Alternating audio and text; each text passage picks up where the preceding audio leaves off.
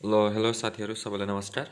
अनि मलाई चाहिँ क्लास 11 को डेरिभेटिभ चाहिँ सबैजनाले चाहिँ डेरिभेटिभ गरिदिनुहोस् न, क्वेसन गराइदिनुहोस् भन्नुभएको थियो। त्यही भएर म आज डेरिभेटिभको केही क्वेसन गर्छु है त।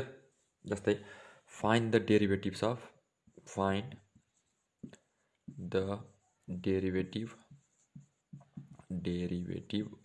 जस्तै एउटा क्वेसन गरौँ। जस्तै आई नम्बर के गरौँ, x square plus 3x dot sine 5x। ल यो क्वेसन भयो है। अब यसको डेरिभेटिभ निकाल्न पर्यो। अब हामीलाई डेरिभेटिभ निकाल्न हामीलाई रुलहरू चाहिँ जान्नु पर्यो मेन होइन। अब यसमा कुन रुल युज हुन्छ यसो हेर्नुहोस्। यसमा एउटा यो टर्म दियो, यो भनेको यु, यो भनेको भी, भनेपछि u into v product rule use गर्न सकियो। यु भनेको यो होल टर्म भयो अनि भी भनेको साइन 5x। यसको फर्मुला के छ, d upon dx u into v is equal to u into dv upon dx plus v into du upon dx. यो एउटा रुल है, प्रोडक्ट रुलको रुल यो जान्नु पर्यो। यसमा यु छ एक्स स्क्वायर प्लस 3x अनि भी छ साइन 5x। अब यसलाई यसो मेट्दिउँ है। अब मैले के गर्छु भन्दा सल्युसन लेख्छु सुरुमा। Solution let y is equal to suppose गरियो x square plus 3x dot sine 5x। अब यसपछि के गर्नुहोस् भन्दा नाउ डेरिभेटिभ निकाल्न छ भनेको डिवाई अपन डिएक्स निकाल्ने यो गर्न सकियो। That is d upon dx. अब यो वाइको ठाउँमा यो भ्यालु राखिदिनु, x square plus 3x dot sine 5x यो गर्न पनि सक्नुभयो। अब यसपछि के गर्नुहोस् भन्दा यो रुल है, प्रोडक्ट रुल। किन यो एउटा यु भयो, यो भी भयो, यो एउटा युज गर्नु युको ठाउँमा फर्मुलाको है।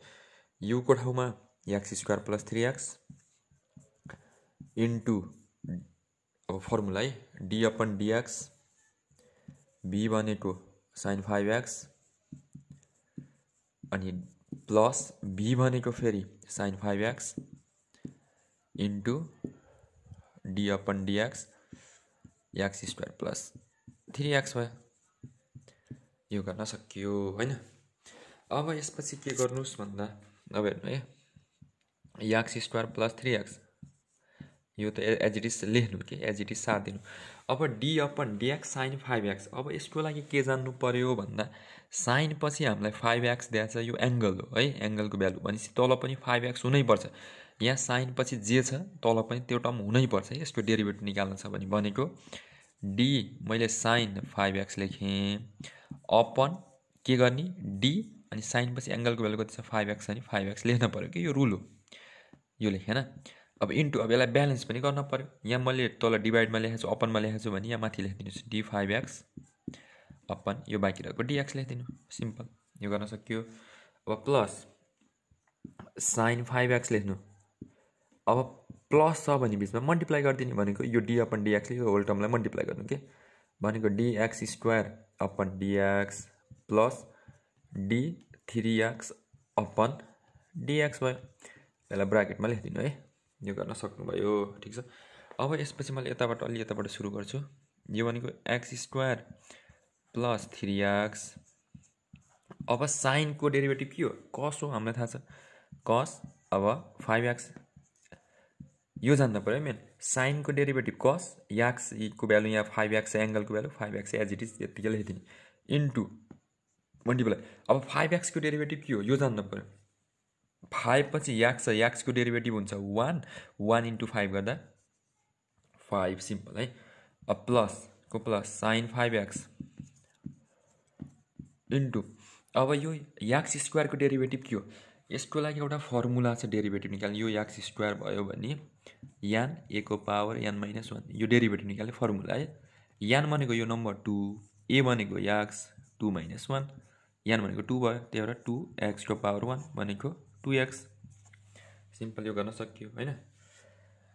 भनेको 2x आउँदो रहेछ प्लस अब फेरि 3x को डेरिभेटिभ कति हुन्छ, 3x को डेरिभेटिभ 1 हो, 3 1 3 सिम्पल है, यति गरिदिनुहोस्।